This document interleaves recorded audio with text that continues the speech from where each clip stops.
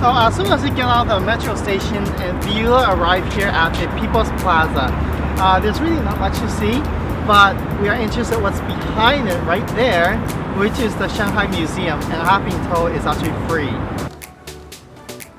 In 1949, the People's Avenue was built across the center of the area, with People's Park built on the north and the People's Square on the south side. By end of 1993, through a comprehensive reconstruction, it covered an area of 140,000 square meters and has become the largest public square in Shanghai.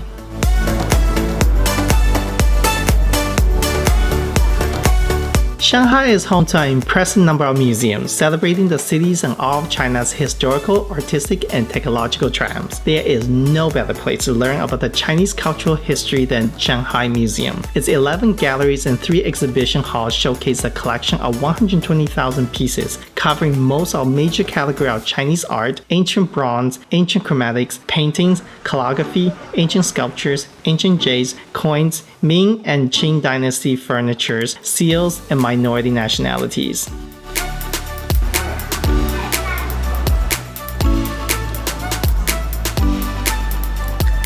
One of the highlights is the museum's bronze collection from Shang and Zhou dynasty. These 400 pieces are exquisite bronzeware covers the history of ancient Chinese bronze art and contribute to our understanding of the ancient Chinese civilization and its way of life.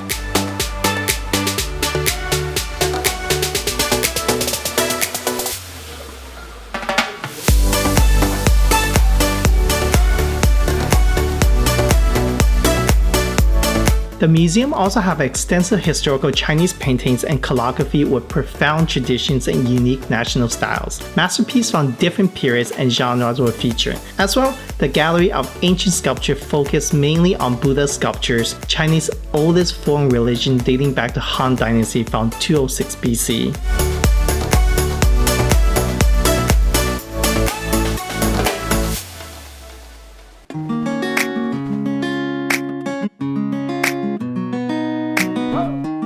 Jade in ancient China was both used as decoration and a symbol of wealth and power, often used as official seals. The extensive collection showcases its importance, including many jade wares and jewelries with different colors and vivid patterns.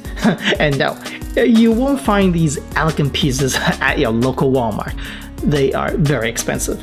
But don't worry, there's a lot of money that can be found here. There's almost 1,800 pieces of Chinese coins and currencies from every time period, including both priceless ancient and modern coins. Many of the specimens are considered extremely rare. As well, foreign coins that were once used in China through trade connections during the Ming and Qing era. There's also different paper currencies and promissory notes issued by different banks, including foreign ones that set up their branch in China since the 1840s.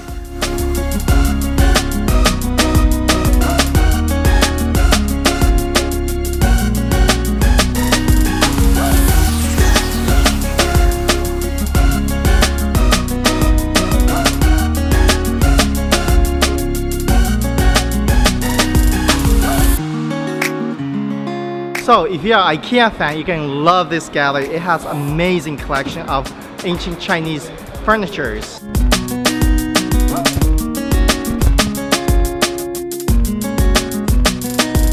The Ming and Qing dynasty witnessed the heyday of Chinese furniture. The gallery shows a refined garden-like residence of that time. Even a simple chair demonstrates Chinese culture and etiquette.